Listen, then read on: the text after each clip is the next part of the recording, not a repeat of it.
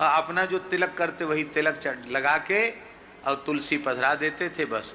अब उनके पास बहुत कुछ चढ़ने लग जाता था अपने आप, फल मिठाई द्रव्य, तो उससे फिर वो रखते नहीं थे, सब लुटा देते थे सेवा में। तो उनके गुरुजी ने कहा देखो भाई, एक जंगल में दो शेर नहीं रहते हैं, अब तुम सिद्ध हो गए हो और सेवा का विस्तार करो, अलग सेवा स्थापित करो। तब आपने गुरुदेव की कृपा ही थी, गुरुदेव ने आज्ञा दिया और आपने 52 बीघे में बड़ी छावनी नामक स्थान स्थापित किया। छावनी में, छावनी माने फौज की होती है ना छावनी, तो हजारों की संख्या में जहां संत रहें उसको छावनी कहते हैं। आपको सुनकर आश्चर्य होगा, बाबा श्री रघुनाथ दास जी ने जब बड़ी छावनी की स्थापना की, हम लोग थोड़ी मोड़ी सेवा करते हैं तो दुनिया भरे का अहंकार लाद लेते हैं अपनी पीठ पर, बिना मतलब का, बिना बात का। और उस समय उन्होंने झा जी जब सेवा शुरू किया तो 2500 जोड़ी तो बैल थे। कितने? तो 2500 जोड़ी बैल का मतलब क्या हो गया? अरे जोड़ी का मतलब माने 2, तो 2500 का दुगना कितना हुआ? 5000। और 10-12 हजार गैया थी, 700-800 भैंसें थी, भैंस भी थी, नंदी थे। आश्रम के भीतर 25 कुआं थे। कितने कुआं? क्योंकि इतने साधु, एक उसमें नल तो थे नहीं, तो एक कुएं पर अपना नित्य कृत्य कैसे करेंगे। और सब कुआं, सब अलग अलग संतों के निवास और सबके अलग अलग छोटे छोटे मंदिर है। और घड़ी घंट ज्यादा जोर से नहीं बजाने देते थे। क्यों? बोले कोई साधु ध्यान में बैठा है, ठाकुर जी की पता नहीं कौन सी लीला का दर्शन कर रहा है, कहीं उसकी लीला में विक्षेप न हो जाए। ऐसे महापुरुष थे। अयोध्या के राजा हनुमान जी हैं। हनुमानगढ़ी में हनुमान जी अयोध्या के राजा हैं। और अयोध्या के राजा का अर्थ होता है पूरी सप्तद्वीपवती पृथ्वी का एक छत्र सम्राट। अयोध्या में भगवान ने किसी को राजा नहीं बनाया, अयोध्या में हनुमान जी को राजा बनाया। क्यों बनाए हनुमान जी को राजा? इसलिए बनाया कि कुशलव तो बहुत पीछे प्रकट भये, पहले तो पुत्र के रूप में किशोरी जी ने हनुमान जी को ही स्वीकार किया। इसलिए सीताराम जी के प्रथम लाडले पुत्र तो श्री हनुमान जी ही हैं। इसलिए हनुमान जी को अयोध्या की गद्दी पर बिठाया। हनुमानगढ़ी में एकमात्र हनुमान जी का वह स्वरूप है पूरी धरती पर, जहां श्री हनुमान जी सिंहासन पर बैठे हैं और पीछे से राम लक्ष्मण भरत शत्रुघ्न चारों भाई और माता जी किशोरी जी, ये सब के सब पीछे खड़े हैं। जैसे राजा के पीछे लोग खड़े रहते हैं ना, छड़ी छत्र वगैरह लेके। छड़ी छत्र तो नहीं है ठाकुर जी के हाथ में, लेकिन ऐसे ही खड़े हैं जैसे राजा के पीछे कोई छड़ी छत्र लेकर खड़ा रहता है। तो हनुमान जी की चढ़ोतरी सबसे ज्यादा होती है।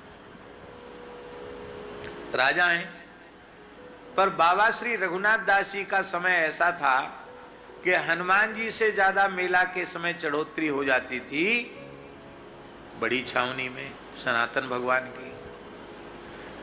तो मुनीम बैठे रहते थे, मेला के बाद सारा लेखा जोखा होता था, कितना आया कितना गया।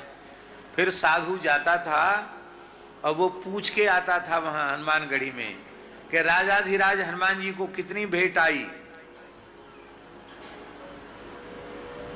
तो एक उदाहरण दे रहे हैं कि जैसे कहा उस जमाने में आज से कम 200 साल पहले, उस जमाने में हनुमान जी की भेंट आई 1 लाख रुपया। कितनी? 1 लाख रुपया भेंट आई हनुमान जी की। तो बड़ी छावनी में भेंट होती थी 1.5 लाख या 2 लाख।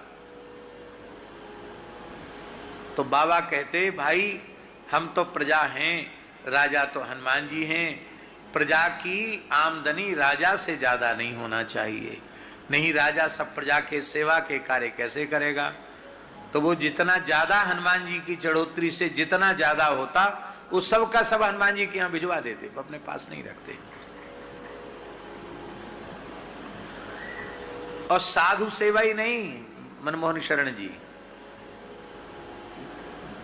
अयोध्या के ग्रामीण क्षेत्र के लोग आ जाते, किसी जाति के हों आ जाते, गांव गांव के लोग आ जाते, अब पंगत में बैठते पाने के लिए। तो बाबा उनसे पूछवाते, पता लगवाते किस गांव के हैं। तो कहते अच्छा जा रहे हो तो अपने पूरे घर के लिए पुआ ले जाना, कपड़ा ले जाना। मार्किन का कपड़ा चलता था उस समय, गांव के लोग वही पहनते थे, लट्ठा मोटा कपड़ा। तो कपड़ा ले जाना, पुआ ले जाना। फिर कहते तुम्हारे मोहल्ले में कितने लोग हैं। फिर पूछते तुम्हारे गांव में कितने लोग होंगे। तो कह देता इतने होंगे महाराज। तो अच्छा ठीक है, बैलगाड़ी में सब सामान लदवाओ, उनके गांव भेज दो। ऐसे जिसको 1 गुना देना है उसको 1000 लाख गुना देते थे, इतनी उदारता। वस्तु को देखते ही नहीं, खूब लुटाते, खूब लुटाते, जितना लुटाते उतना आता। हम लोगों को सीख लेनी चाहिए, जितना संग्रह करोगे उतना भगवान मुट्ठी बंद करेंगे, जितना उदारता पूर्वक सेवा में खर्च करोगे उतना ज्यादा आएगा।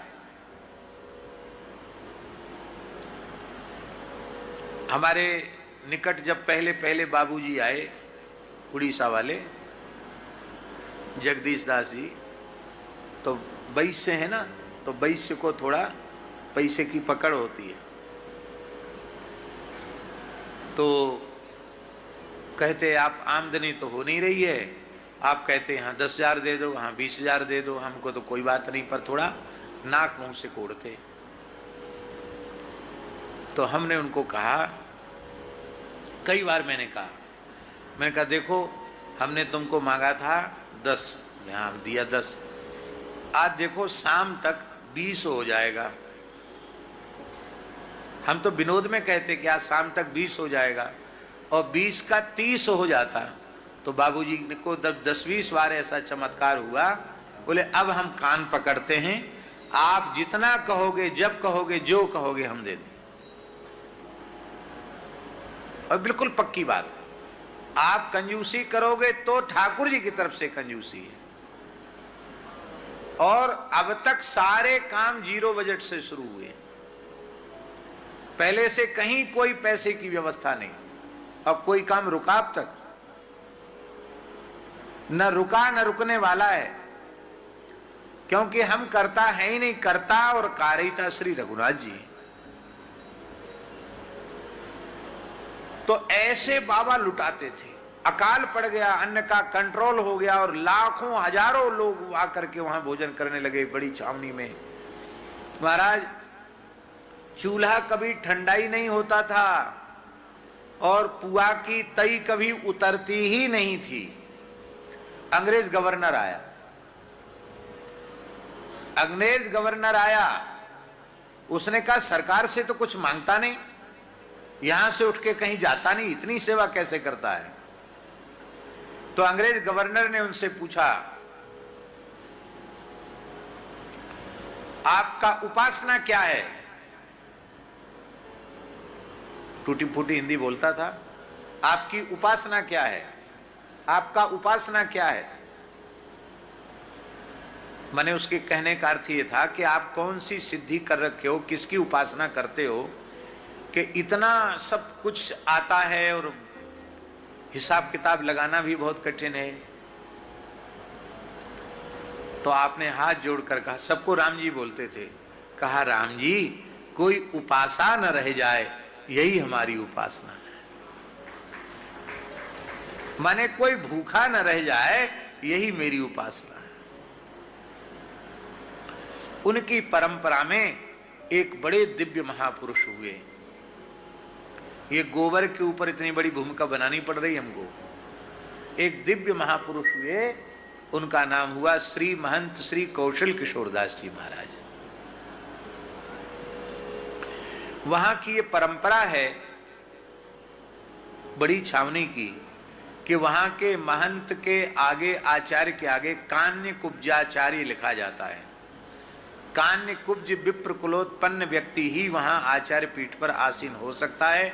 ब्राह्मणों में भी दूसरा ब्राह्मण होगा अन्य, सरयू पारीण सनाढ़ आदि, तो वहाँ नहीं रह सकता, ऐसी मर्यादा है।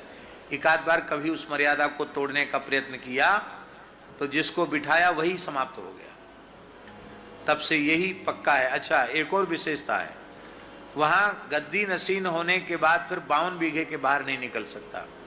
कभी कभार सरयू जी चुपचाप जा सकता है बस, और फिर हनुमानगढ़ी, कनक भवन कहीं नहीं जा सकता, वहीं रहेगा बस। अंतिम यात्रा जब निकलेगी तब जल समाधि के लिए सरयू जाएगा। उसके पहले जैसे हमारे तटीय स्थान के महंत जी नहीं निकलते, ऐसे ही नहीं निकलता। ये मर्यादा है हनुमानगढ़ी में और बड़ी छावनी। हनुमानगढ़ी में भी जो गद्दी नसीन है वो गद्दी पर विराजने के बाद जब पधार जाएंगे तभी सरजू जी जाएंगे, उसके पहले उसी 52 बीघा में रहते हैं, बाहर नहीं निकल सकते, मर्यादा। तो श्री कौशल किशोर दास जी के जो पूज्य गुरुदेव थे, मुझे नाम विस्मरण हो रहा है, वो अपने शिष्य को बड़ी छावनी के आचार्य पद पर, कान्य कुब्जाचार्य पद पर प्रतिष्ठित करने वाले थे। और अनी अखाड़े आ गए, बाजे बजने लग गए, पंडित ब्राह्मण आ गए, मंत्रोच्चारण करने लगे, और मुहूर्त का विचार तो पुराने लोग करते ही थे। तो इस मुहूर्त पर महंत जी को गद्दी पर बिठाना है, और जिनको महंत बनाया जाना तय हुआ था भैया जी, वो थोड़े सजने में लगे थे कि बढ़िया से मीड़ मीड़ के नहा लें, और बढ़िया अचला और बढ़िया पाग वाग बांध के, और थोड़ा बढ़िया सज धज के आवें, जूड़ा उड़ा बांध के, जटा वटा बढ़िया से बांध के तवा में। और पंडित जी कह रहे थे, अरे भाई मुहूर्त निकल जाएगा, फिर बुलाओ महंत जी को, बुलाओ महंत जी को बुलाओ।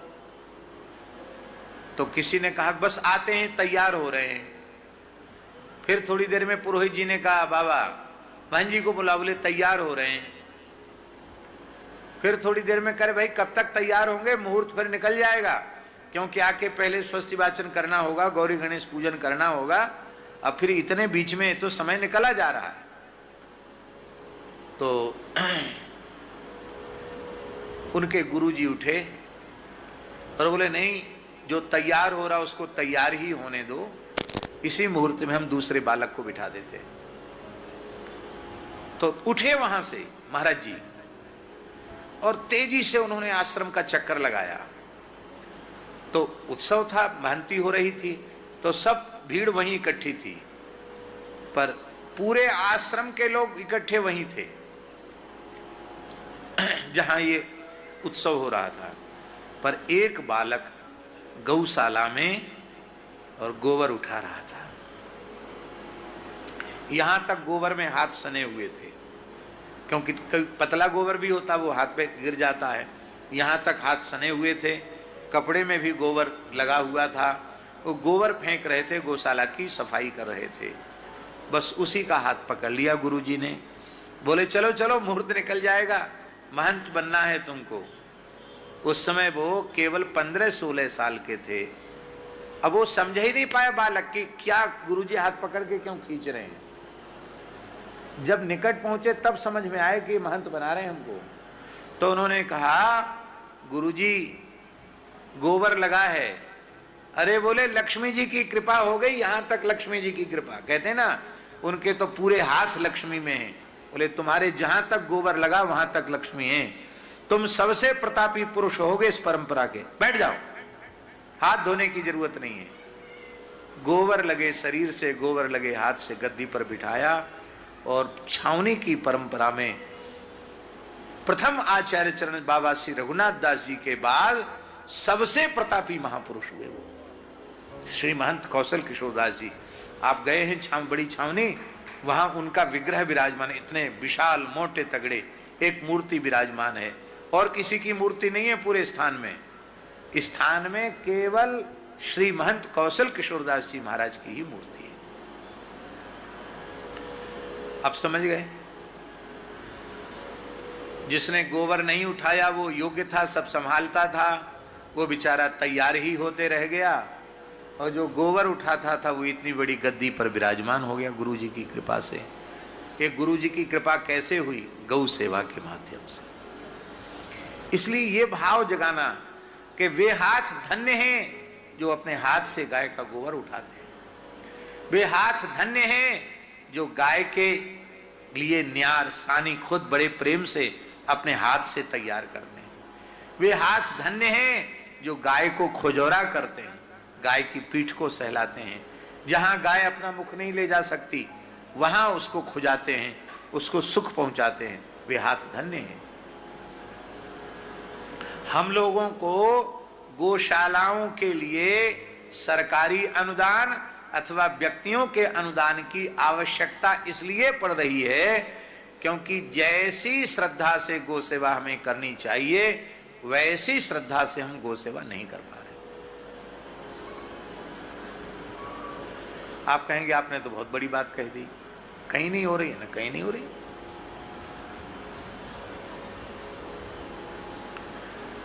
कामधेनु अलग से कोई गाय नहीं है, प्रत्येक गाय कामधेनु है।